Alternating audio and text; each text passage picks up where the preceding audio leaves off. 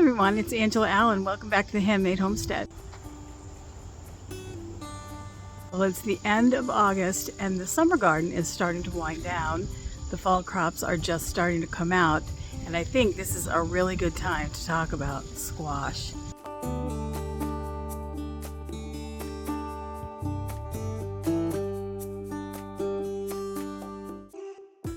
don't know if you can see this Tramontino squash next to me. It's really tall. It's probably 4 feet almost. 3.5, 4 feet. I'll stick in a little bit of footage here so you can see it. And yeah, let's talk about squash. What to grow, how to grow it, diseases, how to cure it so that you can keep it and use it throughout the winter. Now it is bright sunlight out here.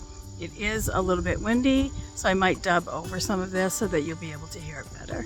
Share something with you that just shows a little bit about cross-pollination because I think it's interesting. Now I plant sometimes a zucchini squash called Zephyr. Zephyr is yellow for the first 3/4 of it, and the very end tip of the whole zucchini is green. And I don't have any to show you right now, but if I can find one, I'll stick a picture in here just to give you a look at it. So this year I planted some seeds. I'm not even really sure where the seeds come from because I usually, when I plant squash seeds, still have plenty of them. I don't usually save squash seeds because in the packet you get so many, and I really only plant, 4, 5, or 6 a season. But one of the plants that I planted, I thought it was a melon. And when you look at the plant, it actually looks like a melon, but this is what it grew. You see that? It looks kind of like the start of a Zephyr squash. Zephyr, usually the ball is green and the neck is all yellow, but this is hard. I mean, it's hard like a winter squash, and it's ribbed, which is something Zephyr is usually very smooth skinned. So obviously this was cross-pollinated. I don't know if it was cross-pollinated in my yard. I'm guessing it could have been because I do grow Zephyr, but I don't know. I mean, I think I took the seed out of a seed packet to plant it, and I think that when I planted it and where it was planted is where I planted winter squash. So it's just a good visualization of how cross-pollination can influence what you plant in your garden, especially if you save your own seeds. So be on the lookout for that. We're not going to eat this, obviously, because it's neither summer squash or winter, but I thought I'd show it to you. All right, let's go. So let's start by taking a walk around the garden and looking at some of the squash plants that I have planted so far, what they've yielded, and how things are going. I plant my squash around late May. We are zone 7A in the northeastern side of the United States. We're in New England, down near Newport, Rhode Island, so we are coastal.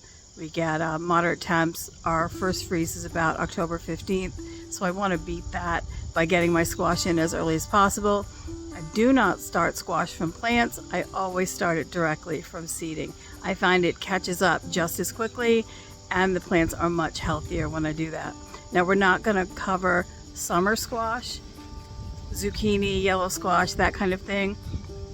We are just going to talk about that long-keeping winter squash for this video.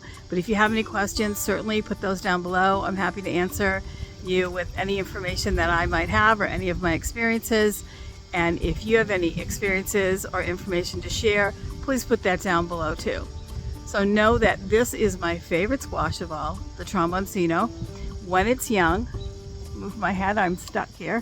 When it is young and green, you can eat it just like zucchini. It tastes very similar. It's a little bit drier, a little bit firmer, and it absolutely pickles better than zucchini does. You get nice crunchy pickles. I like to pickle it. But if you leave it on the vine, you let it fully mature, it will become hard, and this rind will become about the same color as a butternut squash, and they eat a lot like a butternut squash. The neck is all meat with just the skin rind on it, and the very end, the bulb end, is where all the seeds are. I do save seeds from mine. I haven't needed to for a couple of years because I do have plenty, but you can You can eat the bulb end as well. You just have to remove the seeds. There's not as much flesh there, but there is definitely plenty to eat in the neck of one of these squashes. All right, let's take a walk around the garden and look and see what the other squashes are doing. Whenever I can, I do my best to trellis my squash. Doesn't really matter what kind it is. Even the heavier squashes, the vines are usually strong enough to hold them. This is an immature kombucha squash, or Japanese pumpkin, I believe.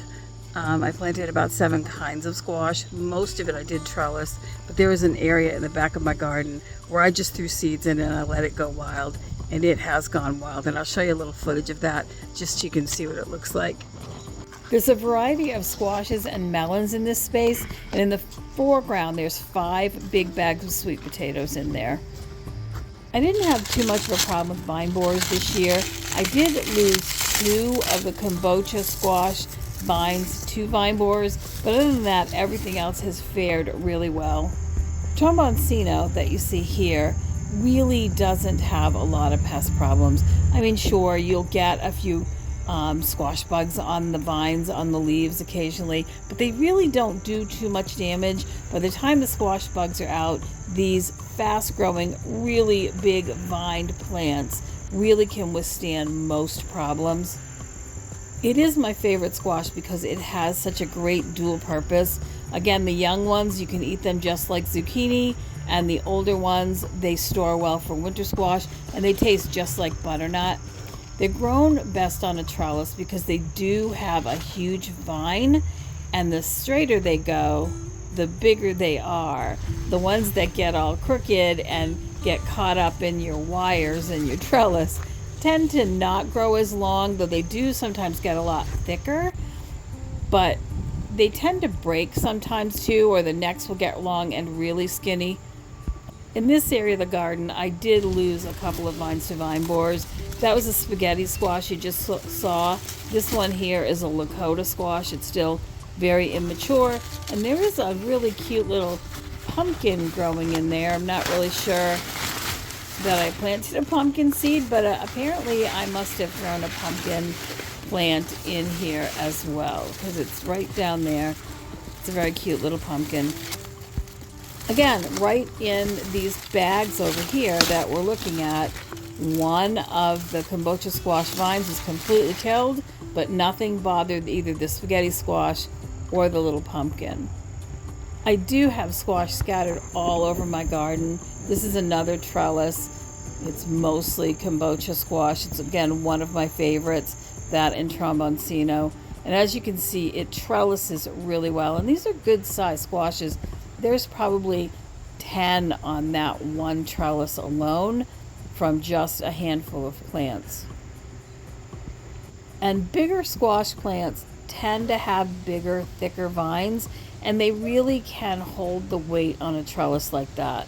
I don't think I'd do that maybe with a big watermelon, but I have no problem with squashes. I've never had one fall. I used to grow kukuza squash too, but those vines get extremely large. I mean, they can actually grow a foot a day, so they're really not something I grow now. Now this is good old-fashioned Waltham butternut. This is one plant, you guys. One plant gave me 7 perfect, beautiful butternut squashes, and they're already starting to cure. Waltham butternut is another one of those squashes that's really resistant to vine borers, and they're very, very prolific, and they grow very easily. This is one of my tomato trellis setups, and it's just one plant that gave me those beautiful squashes. They're also known to store really well, so you can't go wrong with Waltham butternut.